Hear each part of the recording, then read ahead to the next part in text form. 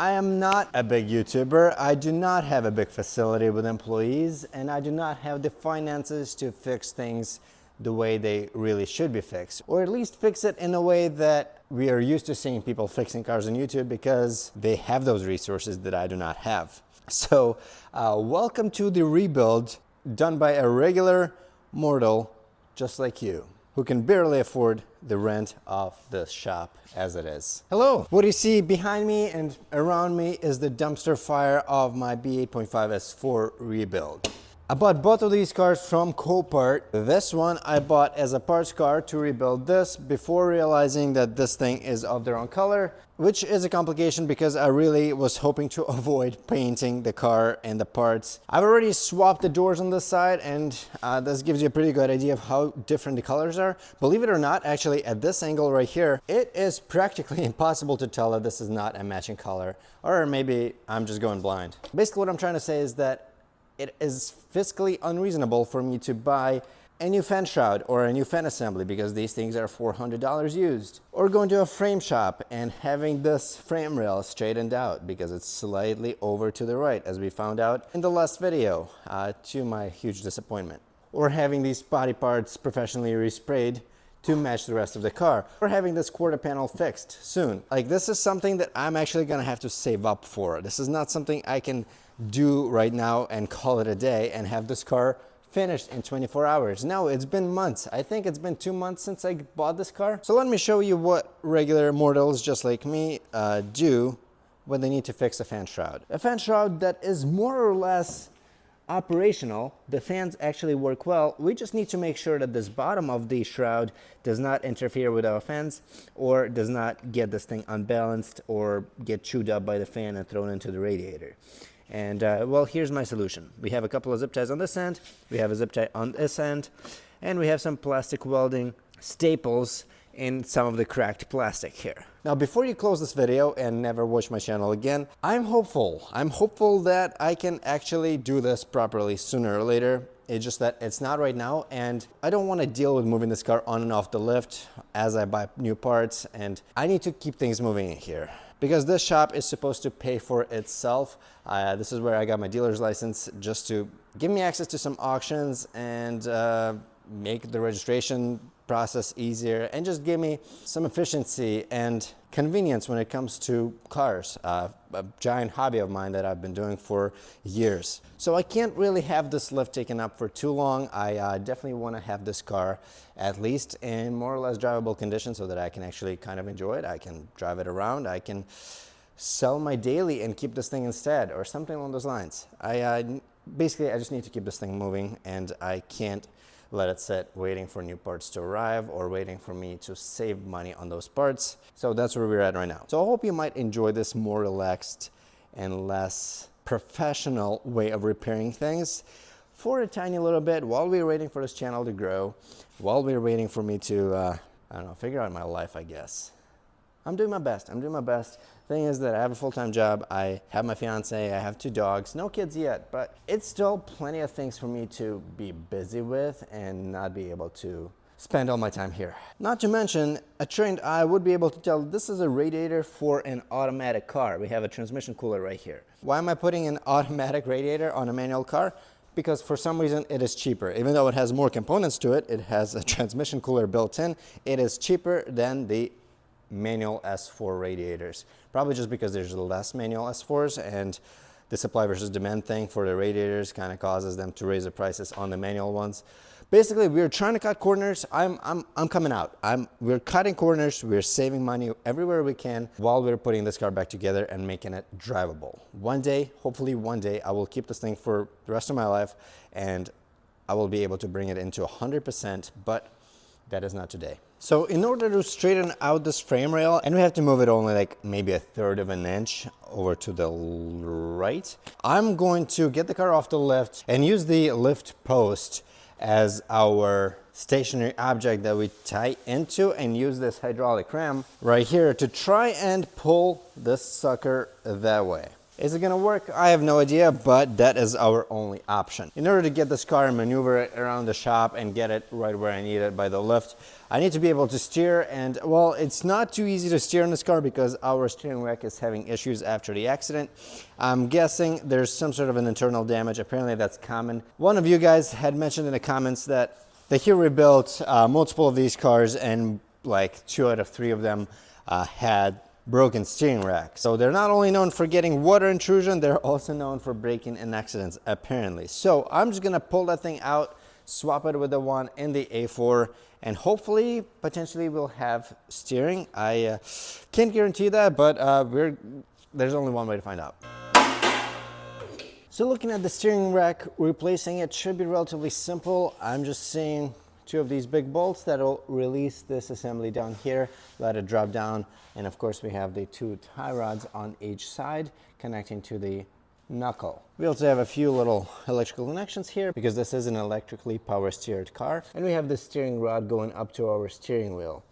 Now this is the only thing that I'm not really confident about, because in some cars like the Touareg that I swapped the motor on, that rod simply slides out of the, there's some sort of like a linkage in there, and it's not really secured in any way. It's simply just a vertical up and down motion to get it out of there. I don't know if that's the case here. If it's not, then we'll have to undo this connection here. But what's risky about doing that is the fact that we might not have the perfect alignment afterwards, which is expected. This car is definitely going to need a wheel alignment because our upper control arms are bent, I'm pretty sure. Potentially the lower ones too, I'm not positive, but I just know that that's an issue. I think they're going to have a hard time aligning the car if our steering angle sensor is not lined up properly and our steering rack does not match our steering wheel input. I guess we're just going to take it off and try and figure it out after. Break it loose on the other side as well. What's really cool about this car is that it is a Southern car, or it was for most of its life, and I got it approximately a year after it made it to Wisconsin. So as you can see, we have absolutely minimal rust, and I love when we have no rust. Now a few little hammer hits.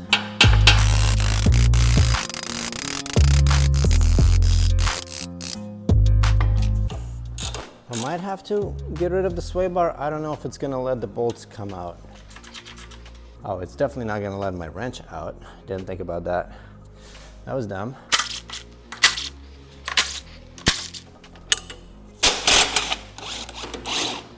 So these are the fun little nuts that Audi decided to use.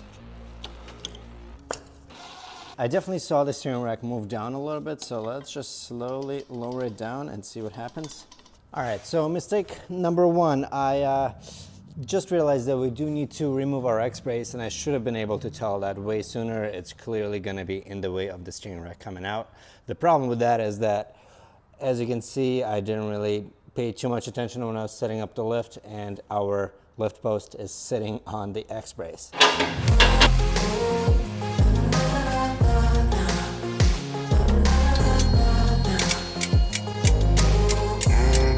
We have a 14mm triple square, and then 4 19mm regular hex bolts. There's such a tight gap between the bolt and the X-brace that even my thinnest 19mm socket doesn't want to get in there, at least in this one spot.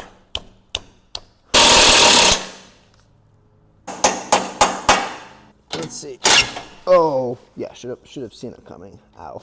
I'm so freaking dumb. It's unbelievable. I'm thinking that this steering rod is just not mounted the same way as the Touareg one was, because it doesn't seem to want to slide out, at least not too willingly, and I really don't want to risk breaking something up there. So we're just going to disconnect this junction here, which should be pretty easy now that the X-brace is removed. All we have is this 10mm triple square. But yeah, see how much play there is in this steering rod? So my understanding was that this thing can actually slide out all the way, but it's probably best not trying that. Okay, let's slide this side out because that seems to be a lot more willing to leave its home of 10 years. There we go. Let's see, how heavy is this thing? Now we're just gonna repeat the same process on the parts car. I do know that I found paperwork for this car having had the steering rack replaced. Now I can't tell how new the steering rack is because it's absolutely covered in oil leaks, but if you believe the paperwork, it's a new rack. There we go.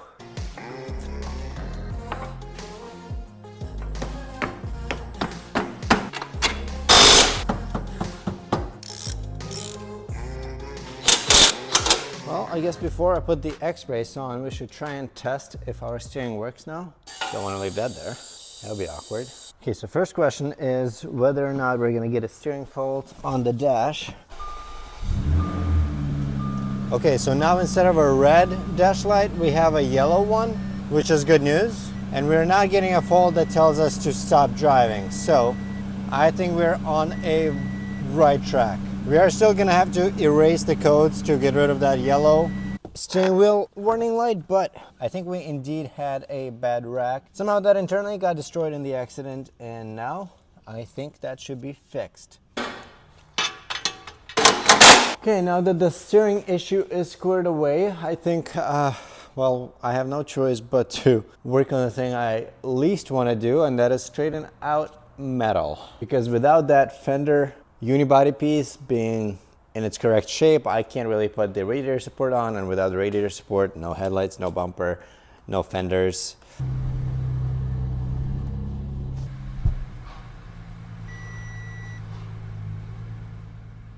After this, for some reason my microphone decided not to work, so I ended up taking the crash bar off of the A4 and using that as our reference point for the measurement between the frame rails.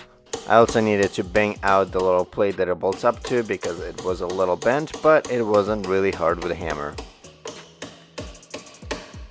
In order to increase our leverage, I used this guy from the stock crash bar that came off of this car. It still had one of these good columns, which is gonna offset our application of force and allow us to give it a little more torque when we try and bend it back.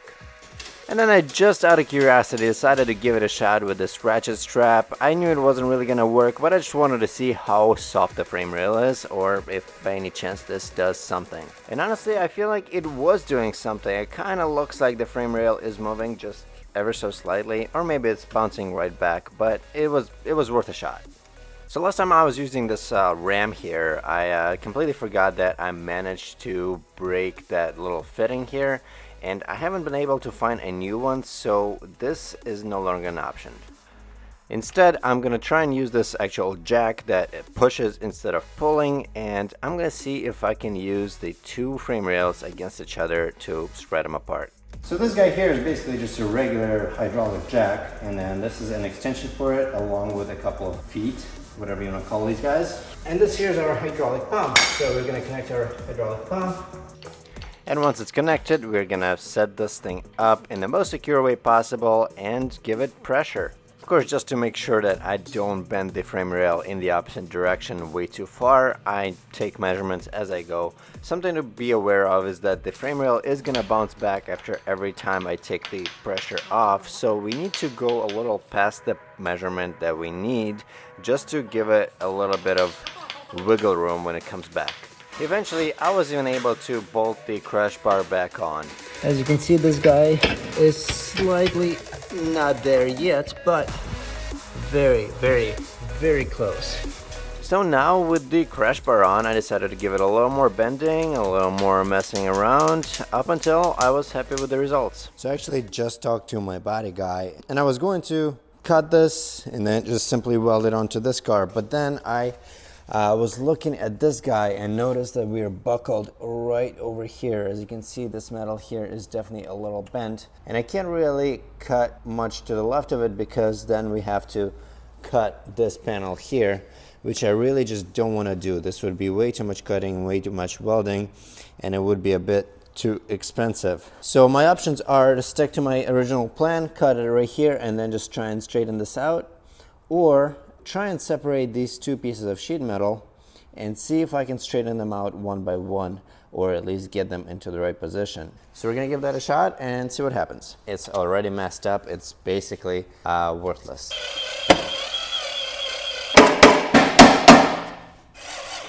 Oh no. Okay. Well, I was definitely not supposed to do that. Why wasn't it separating? I might just be using too small of a bit. I am shit at this. Got it. Okay, I think this one actually worked. So I think the trick is to use a really big drill bit, bigger than you think you need. This one actually turned out pretty well. Okay, so now we can separate these guys, which should make them a little more malleable.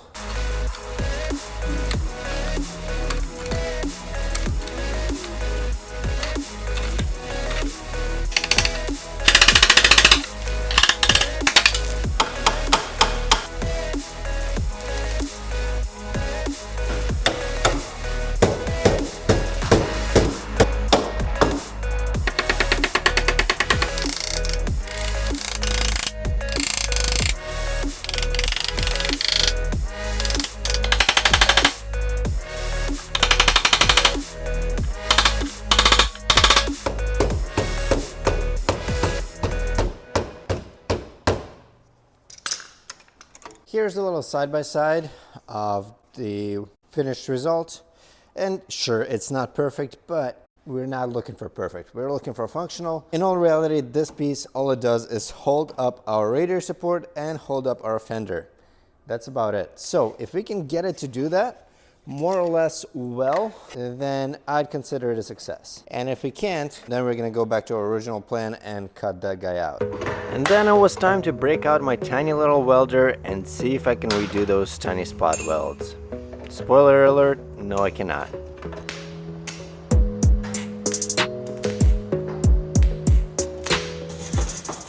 Because I was dealing with such thin metals, I had to keep the welder at a pretty low setting because I was afraid to burn through it. However, that was not letting me actually create a decent arc. As you can see, I just kept sticking and I did my best and it just really wasn't working.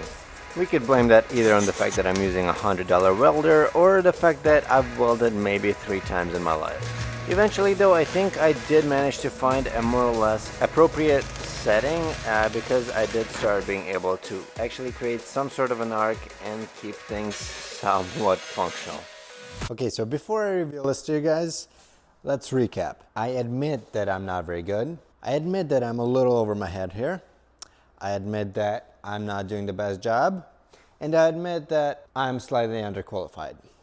Somebody actually mentioned that in one of the last videos. And well, here's the thing. Everything I know now about fixing cars has come from me trying to do something I'm underqualified to do. I have zero automotive education. Everything I've done, everything I do has been through internet. I am certified by YouTube. I'm certified by Google searches. It's all I have, and I mean, it's gotten me this far. And if you think that a repair is too hard or that you're not prepared to do it, I say you do it, and if you mess up, you do it again, and then you do it again, and then you do it again, and eventually, someday, you're gonna do pretty well. And to all those who are experienced with this sort of thing and they're about to go in the comments and trash my work, sure, go for it. I'm okay with criticism. Just I want you to tell me what exactly I should have done better to have better results. And to those people, also just be mindful. Try and remember where you started, what your first time was like. Anyway, even though this is not my first time fixing body damage on a car, this is definitely the first time trying to properly, like to the best of my ability, bending metal back to its original shape. I think we did okay with the frame rails. The radiator support lines up relatively well. It's not tightened down, but it's there. It's where it needs to be, and all of our frame rail holes are lining up. With a little bit of messing around, we should be able to get these holes to line up as well. But here's what our fender support is like. So yes, welds were absolutely terrible. I could not get my welder to work with this. I mean, stick welding in general is harder than MIG, but yeah, this was very bad. But it does hold these two pieces of sheet metal together, and that's basically all this weld is supposed to do. Yes, it's ugly. Yes, the paint is even uglier. This is the closest I could find, and it's really, really irrelevant. All I needed to do was prevent rust, and that paint is not going to be visible. This is all covered by a fender once it's installed. So I'm really not worried about it. And even if it is visible, guess what? I don't really care. This is a car I'm keeping. And hey, even if I do end up selling it at some point, all of this information is out there. As it is, I'm already extremely open about the cars that I sell. It's all gonna be out there. I'm not gonna be hiding anything. Yeah, it's gonna decrease the value of the car, and that's okay with me. Anybody who can do a Google search can find out that this car was crashed, and that's already gonna decrease our value enough. When it's a car that I'm planning to keep for a very long time, the resale value is relatively irrelevant. So all we have to do now is try and reassemble everything. Throw on a radiator, headlights, bumper, fender, blah blah blah. Thank you very much for watching, and I'll see you next week.